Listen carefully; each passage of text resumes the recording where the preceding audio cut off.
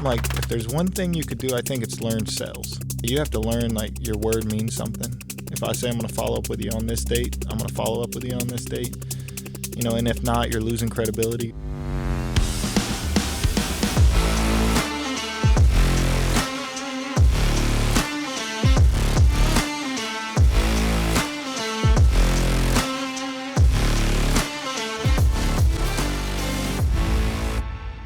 How'd you feel going to your first event where you got around like some like-minded people with like big dreams? I'm talking to a guy who made $400 million, like he's my best friend, and I'm like, holy shit, this is like drinking a fresh glass of water. And he's just I was as the normal. same way. It was cool as hell. Yeah, I'm like, you get me, you understand. Well, it's cool to see if they're just as normal as you too. If they're not, And they are. and they're just regular people. I was just hanging out with billionaires, and they were like talking to me like this, like eating lunch, like super humble, super cool dude. Like money never came up.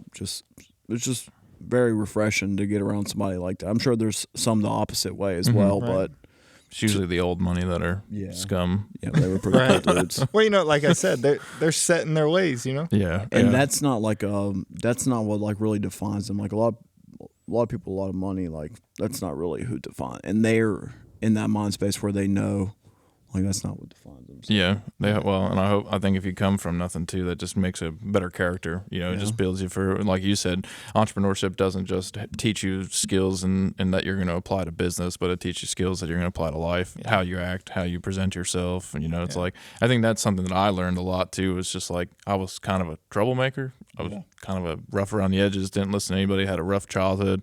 So teachers just didn't stand a chance, whatever it was. So I think then like, going through business, learning how employee mentality changed mine. I didn't want to be that anymore, and I realized what I was doing wrong. I think I learned how, like, okay, I can't be like that. I have to be more professional, better character, standing up to my word and trying to be that person that I want to promote as a business owner, but also that's who I have to be, So I went from burning bridges and lying all the time to trying to make myself, a productive member of society. Right. And it's paid itself back tenfold, and I've learned that that's the best way to be, Yeah, man, that's awesome. I always tell people, like, especially like new guys that come on board or like kids that I meet that may be in high school or whatever, I'm like, if there's one thing you could do, I think it's learn sales. Right? Yeah. Because like you have to learn like your word means something. If I say I'm going to follow up with you on this date, I'm going to follow up with you on this date. And if not, you're losing credibility, you're losing trust. And having that experience allows you to gain so much pride, in what you do. And then I think, it teaches you so many other life lessons. But I always kind of like to tie into what you were just saying. I love to get new sales guys, because you get to like plug into them, I feel like sales is probably one of the most important things in being a business owner, especially starting out. You got to know how to sell.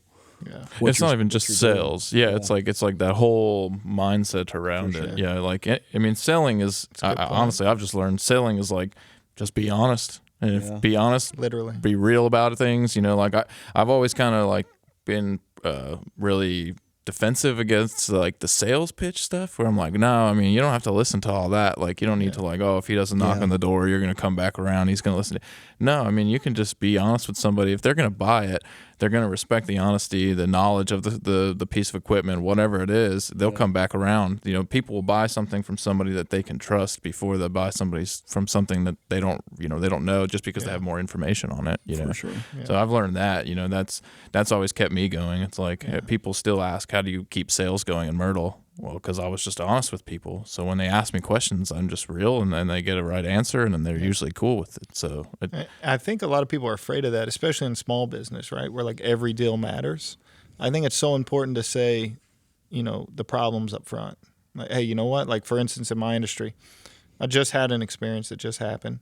An individual bought a table from us. But in December, it's weird in our industry, like our manufacturers' warehouses, they shut down for inventory. So there's like 14 days, I can't get anything, right? So if I don't have it in my warehouse, I can't get it from their warehouse. And it's right smack dab in the middle of holidays, right? Because it's year-end inventory, right? Tax purposes, stuff like that. So this guy, he orders a pool table on Amazon. And so it's kind of just like a ding, get a notification, see, okay, I got to deliver this, and it was the Biloxi deal. Well, the table he ordered I couldn't get because it was in one of the locked warehouses. Yeah.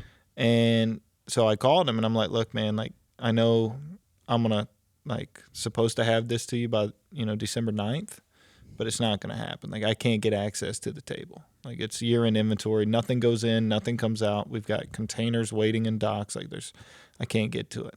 And he's like, well, I've got to have it by the 9th. And he starts telling me this story of this other company that he had this experience with that was the same thing, right? They have and all this, BS. And I'm like, look, man, it's 100% my fault, 100% my mistake. I forgot that they shut down for year-end inventory. It's 100% my fault. I'll do whatever I need to do. I'll get you this table. I can't get you the table you ordered until next week, but I'll bring you a different table. Like it's a 8-hour drive to Biloxi, Mississippi. Whatever I got to do, man. If you got an event this weekend, whatever, I'll make sure there's an entertainment source for you. And then I'll bring the table back that you originally ordered. Like, let's make a deal. Let's figure out a way through this. Nice. And the other company he spoke to was just like, it's nothing I can do. My hands are tied. Yeah. And so he bought the table from us with the other company still having his money. And the best thing that I love to see is when I go and I install these tables, like I'll go on a lot of these trips that are like out of state, because one, I like to go out of state, but two, that are these clients that I want to meet that may have had a problem, right? And so I can shake their hand and I get to look them eye to eye and say, look, like I followed through on my word, but then their reaction to somebody who does what they say they're going to do, it's like worth everything. It's worth more than the money. Yeah, it's big that you're showing up there in person. I think that's tough to try and keep that separate. But if you're actually doing it, customers really do go beyond for that. And if you're the one that's showing up, I'm the one that sold it to you. I corrected the mistake, but here I am making it right, and that's huge. Yeah, That's something that a lot of people don't realize too. That like that follow through and that commitment to it is really what stands to people. So yeah, for sure. I think some of our biggest fans is customers that we have that we've messed up their job actually. Yeah. Mm-hmm. And then we've made it right. And I think, those are some of our biggest fans. Yeah. Because they know now that we operate with integrity. That's construction through and through. I mean, there's no way that you're going to get everything in that house 100%. There's just no way. There's no way nothing's going to go wrong. So I think mistakes happen. Yeah, every day. So I think if you fix them, follow up on them, make them right, deal with the customer service aspect of it, that's really what makes you stand out. Like I always tell, like what separates us from the jackass to the contractor is we just fix whatever we screwed up. Yeah, and that's what separates you in price too. Like that's kind of where you sell the value on price. Like, hey, we can afford to fix that if we fuck up because we charge a little bit more, and that's why. Yeah, and if we were to resort to insurance, they're not going to pay you shit. I can tell you that. Yeah, most of them don't even pay you out for what you damaged. It's like other stuff, like general liability gets kind of tied up when you actually find out what it covers, and then it's like, oh wait, that's not even commercial insurance is such a scam. You claim 2 or 3 times. Yeah, or triple your rates. It's like, I'm paying all this money for you to drop for 10 years.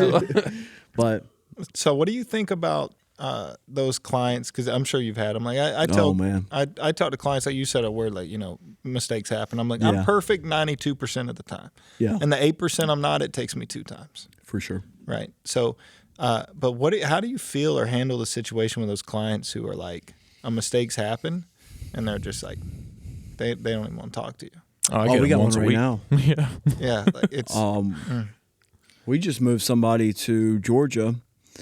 We dominated that move. It was a great move. They sent me a picture of the hole in the wall, and you can see like floor runners in the back. You can see everything set up nice. So it's just one little mistake, a little 2-inch hole in the wall, and they thought that justified not paying the $3,200 the remaining balance they owed us. So instead of having my operations manager, the dude was belligerent. He was cussing. I'm almost positive he had this planned out the whole time. Whether we put the hole in the wall or not, I don't think we were getting paid. So he was cussing out my operations manager, cussing out a sales manager. So I just leave it at that. At that point, I just let my lawyer take over. Like, I'm not going to it's not worth the emotion.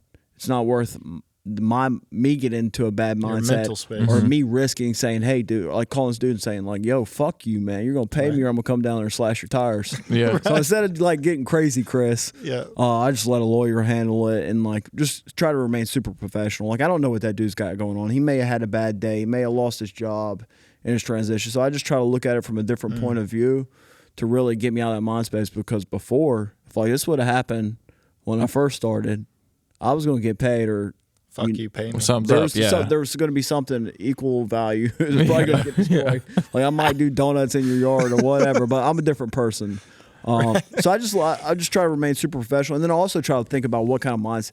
Like I said, he may have lost his job, he may have lost his mom. I don't know. Yeah. So it's like, where do you come from, and just let a professional handle it. I think it's tough to balance that, because like I think one thing that CEOs forget about is like, you're human too. Yeah. So keeping professional all the time is not how it goes. I had an incident, which I haven't had this happen in 10 years. Yeah. But I had an incident here in Greenville where a client asked us to do some work for him. Long story short, I kind of gave them a way around fixing it cheaper for them so they can save a couple bucks. I charged them my minimum fee, and he looked at me in the eyes and said, I don't think I should have to pay you that. I said, why not? He said, it took you 20 minutes. I said, it took me 20 minutes because I had $3,000 worth of tools and the 10, 20 years of skill to do it in 20 minutes. Could you have done that? Doesn't matter. I don't think I should have to pay that.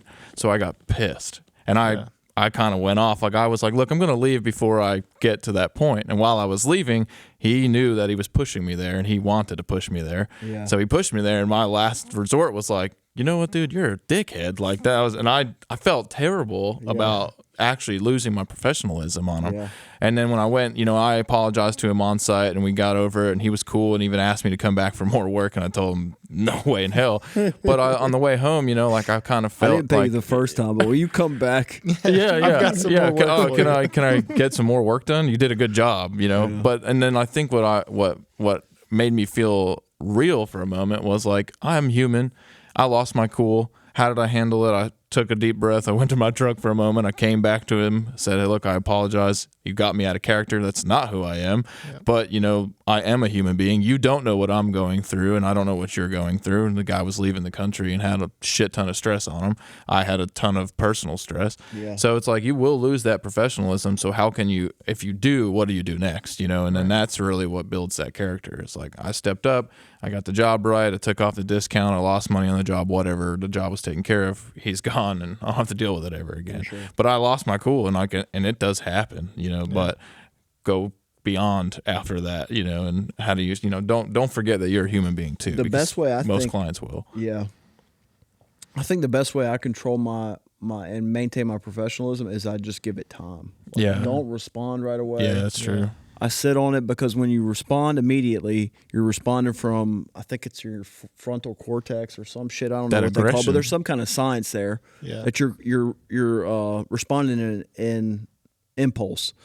So I always just like to put a barrier of time in there. So I don't make any any decisions that would jeopardize my professionalism on the spot. So if I'm on the phone with first of all, I try not to get on the phone with a hot customer, or not a hot customer, but a customer that's upset. I just put a barrier there by getting somebody else to do that job. But if I do have to happen to get on there, I take those calls, man. I hit them head on. I don't, because it drains me. It drains me mentally, because Swamp Rabbit is my baby. So like to hear somebody take talk it personal. Somebody talk shit about Swamp Rabbit moving is like talking shit about me. Yep. Yeah. So I just put a barrier there. I pay somebody. That's what they do. Let them handle. If it's like worst case scenario, and I have to jump in, like I'll get on the phone. I'll let them, rant and rave, and I'm like, okay, cool. Well, give me a little bit of time. Let me think on it. Let me see what I'm going to do, and I'll give you a call back. And then smart knowing your limits. I think that's, that's good. You can handle that. You can balance it. Like, I know I'm going to react terribly right now. Yeah. Give me a moment, Sure. Well, so, and that too, I think that's a thing that you learn, right? I'm not saying I'm the best at that by no means. Yeah. Because I definitely have had some of those moments. But I think I'm kind of like, I seek for those pressure moments. And so that's kind of like, to me, the reason I love hopping on those phone calls is because that's like the bottom of the ninth, bases loaded, it's the World Series and you're down by 3 and, it's a 3-2 count. Like that's the way I take those moments. And I love, and I realize I'm a pressure chaser. Yeah. Like I chase pressure. I don't know if that's healthy or not, but I don't know, but I mean, it's I do too. People chase adrenaline. So, I mean, yeah. I never thought about that, because I feel like that might be my problem. Is like I'm never content, so I've always looked for the next like pressure to like, and that's when I perform. I'm a procrastinator, hands down. Always have been. High school, you know. But when it's time, that's when it matters. Is when I'm there to shine. Yeah. And it's kind of weird though, because I never like thought about that as like maybe that's like an addiction or something. You know. You know, it's a great. I never thought of it as an addiction too, but I definitely chase Pressure Anonymous. Yeah. Yeah. Right. I definitely chase first problem is first step's a big problem. I have a problem with pressure. I like procrastinating until it's too late, but then I enjoy when it's too late. And, you know, and I think some people perform under pressure and some people don't. Yeah. You know, it's like, you know, when the lights are on bright, who shows up? You know, but I love it, dude.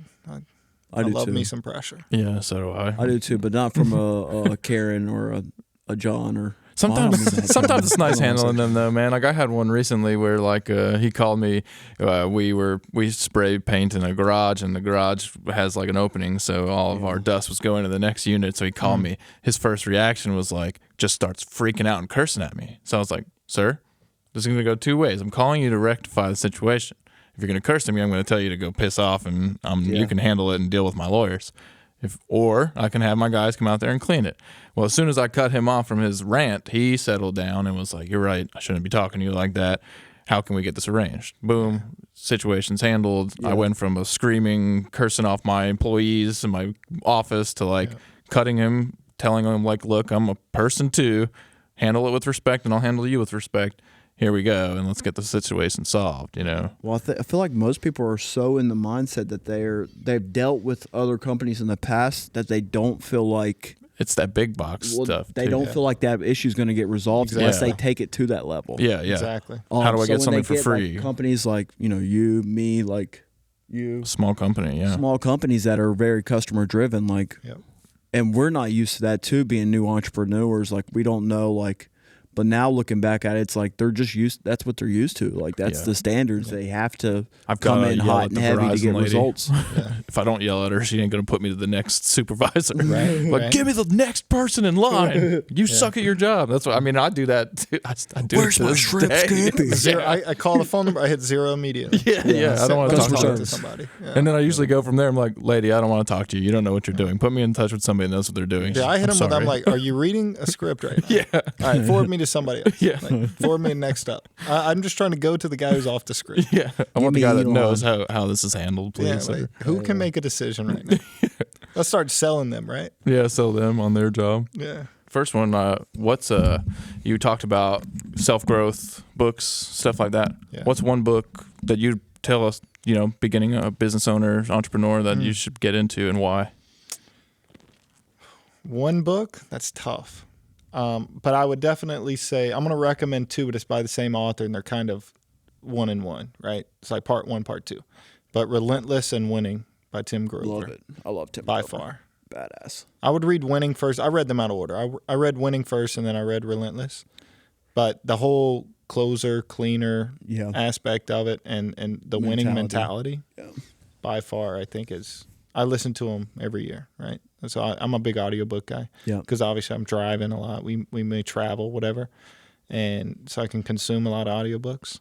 I do like to read as well because like I think it accesses a different level mentally, and like you just consume it differently. I think I speak better when I read. I think I think better when I read, like physically. Yep. But yeah, Winning and Relentless for sure. Nice, beautiful. Probably one of my favorite books. Yeah. Cool. You go. What's a red flag client for you? A red flag client. What does that mean? Like somebody that like you can tell is just going to be price. Yeah. Like I can just see the problems. It's usually when they're coming in, they want the cheapest price. How do you usually deal with them? Well, I tell them a few different things. Okay. I don't think price is ever an objection, but I do think it's a red flag. Yeah. Right. So what I usually relate to them is if I've done my sales process right, I've qualified the buyer, I've got the right product to present them, and now we're in the negotiation phase, which we don't negotiate with prices. Our prices are set. It is what it is. We do offer X amount of promos, and I will take advantage of as many of those as I can for you, right? But I always say I'm going to try to get you the best price with the best product, right? So when somebody hits me with, can you do it for $3,000, and we start haggling, you know, that's where it gets a little creative, right? Because I don't discount my prices, but I'll add things for free. Give them a pool stick for free. Yeah, I'm like, if you do this, this, and this, and you sign here saying you'll purchase that, if I give you X, can we do the transaction today? And then I like that, and not budging off your price, but maybe trying to add a little bit more value. Yeah, that's exactly what I do. So I'll add you believe more. in your brand more. Yeah, but I won't discount. Smart. Love it. Yeah, that's great. Who's your biggest business mentor? I'm not sure that I have a real mentor right now. Yeah. I definitely would say I study Patrick Bet-David religiously. Yeah. But I don't have a mentor that I meet with on a weekly basis or something like that. Maybe I worded a little bit wrong. I just meant like idol. Like, who do you look up to the most in somebody business? Somebody you follow. Man, a good thing we're in the South, right? Yeah. I like DJT. DJT? Is Donald he like Trump. a fan? Oh, okay. Yeah. Like, so He's the growing man. up, Yeah. before he went into politics, Yeah. I was a big Trump guy. He's a stand-up guy. Because he's a real estate investor. I invest in real estate. Like everything I do, earned income wise, is to buy real estate. That's all I do. Nice. I make money, I buy real estate. And I like him a lot. I like his demeanor. I like his, non-filter. I just listened to something about it was like a quote from who's the owner of UFC? Dana White. Dana White. He talks about Donald Trump and how Donald Trump was there for 20 years through all of his stuff. I mean, so I know a guy, one of my friends from high school, his dad was the doorman for Donald Trump, and his dad had a heart attack, and he noticed he wasn't there one day. So one day he had missed work, and Donald said, where is he? They told him he had a heart attack. He showed up at the hospital, paid for all of his medical bills, put his kid through college. Damn. It's like that's who he is for real. Yeah. Just because you hear he's bankrupted this or he's not paid this contractor or whatever, that's business. Yeah. That's just him being a businessman. So sure. I hate that he's gotten so like dissolved in the politics. That's what happens when you run for president, right? Yeah. You just get, slashed. Destroyed. Left and right. Donald 2024. But his name's not on every freaking building in every single city Right. for no reason, right. And two, I don't consume media as well, like news Yeah. and stuff. So my biggest news source is Patrick Bet-David and Okay. his podcast. So to follow that up with a less polarizing figure, I would say Patrick Bet-David is, right there, neck and I'd put them side by side. DJT, Patrick Bet-David, Grant Cardone, those three guys. That's when I think of Cameron at 60 years old. That's cool. Where you want to what I be. envision, yeah. So where do you see Ledford Billiards going in the next 5 years? Man, so we got to expand.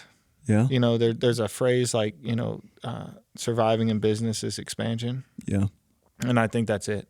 And there's a lot of problems that I have to figure out. Expansion as far as more locations or more e-commerce?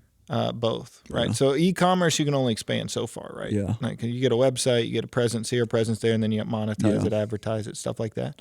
But I'm diving in mainly to, I think, content creation, right? So like YouTube specific. So I'm going to take my entire Google Ads budget next year, and I'm going to put it all in content. Smart. And that's something we've been working on with the guys, and I think you're going to play a big place in that with what we've been doing. But really driving that effort in to produce the content, because I think that's the only way that you can get lifelong marketing, right? Yeah. So like YouTube channel specific, I don't want to tell my competition what I'm doing here, but I think that's going to be the best use of ad spend because it never expires, right? For sure. Somebody can watch that video 5 years from now and buy that pool table versus the ad, they're going to click on it 10 times and buy it once. My dad said, he's like, "What do you want to do? What do you?" I said, "Dad, take me to the store." He said, "What are you buying?" I said, "A pool table." My grandma left, so I was like, I'm buying a pool table." He goes, "What do you mean you're buying a pool table?" I said, "I got all the money right here. I'm buying a pool table."